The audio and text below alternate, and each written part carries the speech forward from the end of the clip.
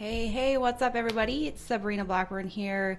This is my first episode out of the darkness and into the light, and we're sitting here with the local hip hop artist, Jordan Bennett, aka 23. So, hey, Jordan, how's it going? What up? What up? Thanks for having me on. I'm super excited to be here and share my story. I think what you're doing is a great cause, so I'm happy to be a part of it. Awesome. All right. Well, let's just get right into it. So, why don't you tell our listeners just a little bit about your background, kind of your upbringing, where you grew up, family dynamic, stuff like that. Okay. All right. So yeah, my name's Jordan. I'm 25, or excuse me, I'm 26 now. Forgot. And so I grew up in Sacramento, California, and my family upbringing and my family dynamic was a lot different than most people would expect, and so for example, I remember some of my first memories of my mom and my dad. The first time I met my dad, he was in prison. He was in Vacaville prison in Northern California. And so my mom took me to go see him, and that was the first memory of my dad that I have. And with my mom, so my first memories with her is we were living in this almost like dilapidated duplex in a really rough part of Sacramento called North Highlands.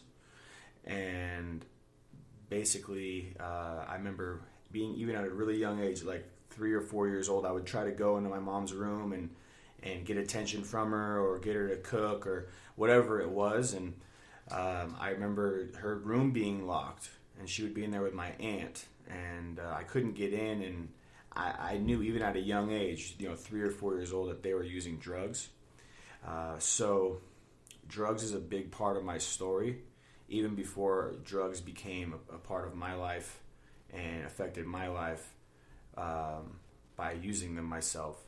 They still played a huge impact on me because both of my parents were suffering from drug addiction even when I was just first growing up.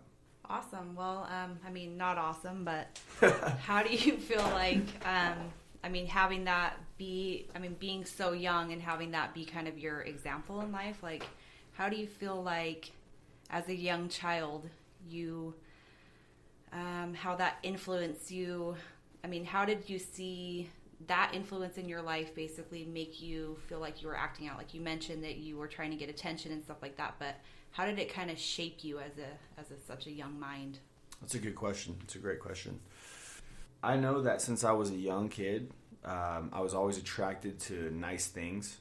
I always liked cars, and I always wanted to have nice things, and I know that from a young age that I had a value that I instilled in myself, that I would look around at people that were abusing drugs, and I said, I will never do that.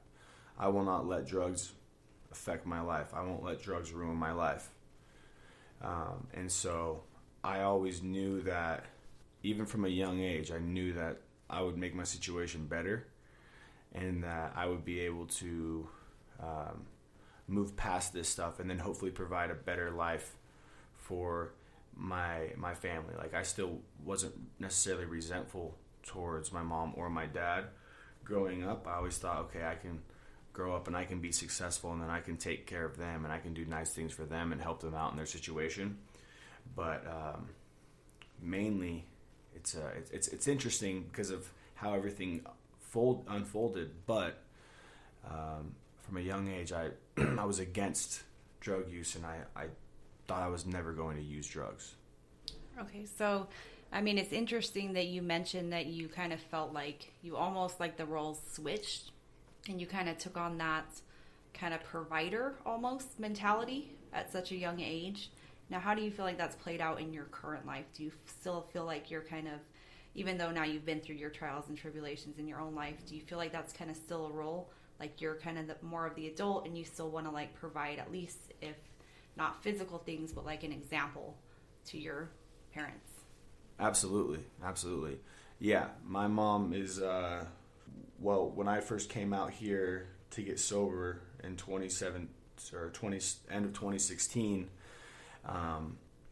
my mom helped me get into treatment, helped me get into rehab, and here we are, a couple years later, and I'm sober and I'm doing well, and my mom is now at a local inpatient rehab facility. She just got out of jail, serving about 8 months, because she can't put the drugs away. So although she's let me down many times, and it's hard for me to let her back in my life or trust her, at this point I'm kind of detached from that whole aspect of it, and I just want to help her out because I know how it feels to be in the situation that she's in and not get any help. So I'll bring her some shoes or a jacket or some medicine that she needs. I'll go visit her for an hour or two on a Sunday, and just kind of let her know, hey, this is what I did, this is what helped me out, and I want you to try to apply these things to your current recovery. So that's kind of that provider mentality definitely still applies today. So I don't know if you can relate to this, but for me, I felt like a really kind of deep resentment towards my family. Not I don't even know how to put this. My family was like, just like, to hell with you when I was in my active addiction, which now that I've like worked the steps and stuff like that and gone on with my life, I've let go of those resentments because I realized obviously it's my fault at the end of the day. But there was still a part of me in that moment that was kind of like, well, fuck you. Like, if you can't take me at my worst, then why do you deserve me at my best? Like, I kind of have this huge heart for anybody who was really there for me during my struggle, because like kind of at the end of the day makes me feel like why wasn't I worth more, that no one tried to like pull me up when I was in my shit. I don't know, can you relate to that at all, or are you just kind of on the other side of that role? I as you know, I was homeless, living on the streets for over 2 years, and I used to sleep in a shed in a parking lot that was about 5 minutes away from my dad's house, and he used to drive past that parking lot every day on the way to work. And then when I got to San Francisco, I was about 20-30 minutes away from my aunt and my grandma and my cousin's house, homeless on the street, and my family knew where I was at. For the most part, they knew what geographical area I was in.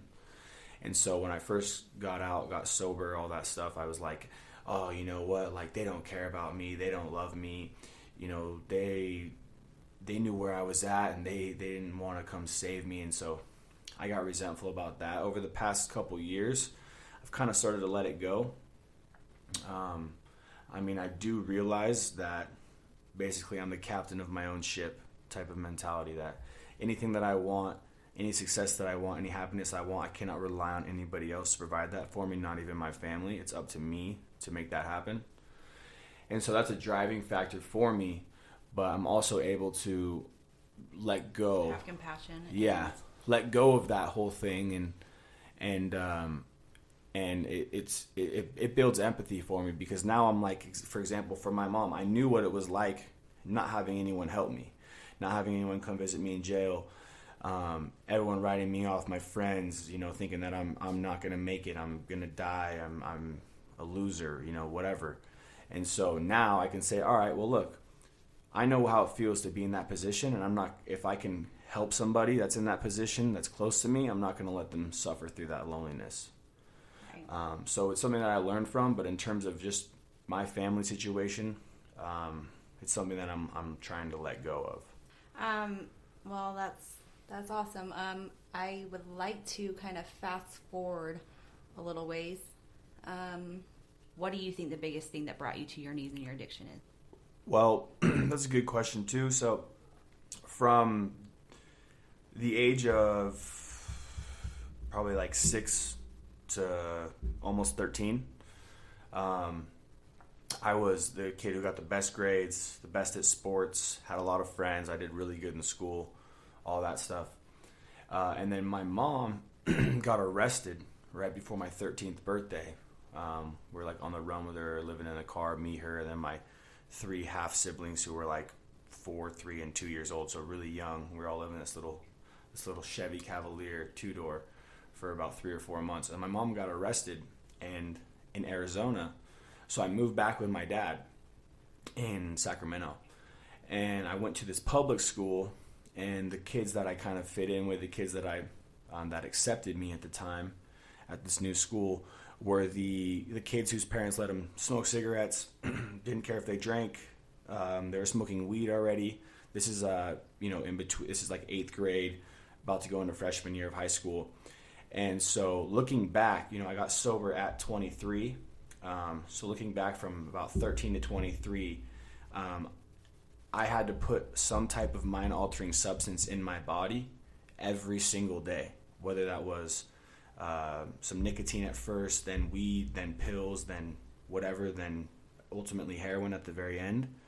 But it was a progressive path that took me there. So in terms of what was the moment that really brought me to my knees, I mean, for one of them, I would say that turning point in my life right there where my mom got arrested and I was put back with just my dad. And then fast forwarding till I was about 21 when I first tried like really, really hard opiates.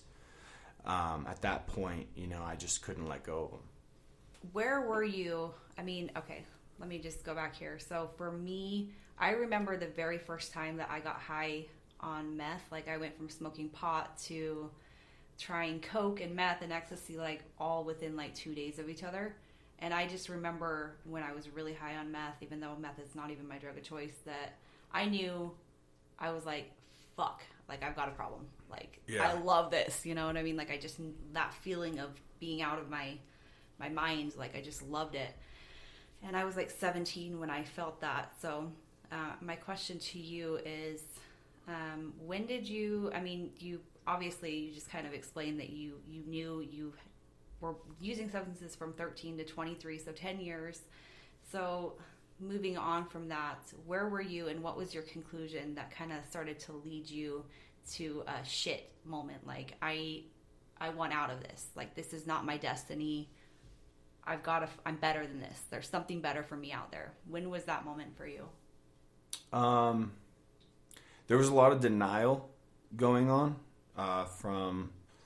for a long time, from like 13 to 21, where I was like, you know what, drugs, they're not as bad as they say they are. Like, I don't feel dumb today. I don't feel like less intelligent the day after I get high. Like, maybe I think it makes me smarter. Like, there was a lot of that going on until there's a profound moment that I remember. I was in San Francisco, and I'd already been out there for about 6 months. I'd already been homeless for about 18 months at this time. And I was about 145 pounds. And so, I mean, that's about 40 pounds, 50 pounds below my usual weight, my normal weight when I'm healthy. And so I remember I had this abscess on my arm. And I went into the hospital, and I met with a doctor. And he sat me down, and he said, you know what the average life expectancy is for a homeless heroin addict in San Francisco? And I said, what? He said, about 18 months. And so basically he's like, if you don't change, if you don't get help, you're going to die out here. And so, I mean, I'd already been on the streets for about 18 months at that time. So I felt as if my time could come at any time according to the statistics. And so I remember after that, I got on the bus, and I went back to the downtown area that I hung out at, and I sat right there by the Capitol building in downtown San Francisco. There's like a statue, and I sat there at the statue, and I remember crying, and it was like a sunny day. I remember crying and thinking to myself, man, like I have so much potential. I'm capable of such great things, but like, what am I going to be doing when I'm 30? I probably won't be here. I'll be in prison, or I'll be dead. How am I going to get out of this? I don't know. There was no help offered. I didn't know where to go. And so at that point, it was like, I didn't know. I was basically my hands were tied. I didn't really know what else I could do. So, what ways do you feel like, because I'm kind of, as I've mentioned in my intro to this podcast, like I'm really fascinated by people who have, let me just rephrase this here. So for me, the people I admire are people who have gone through really fucked up things.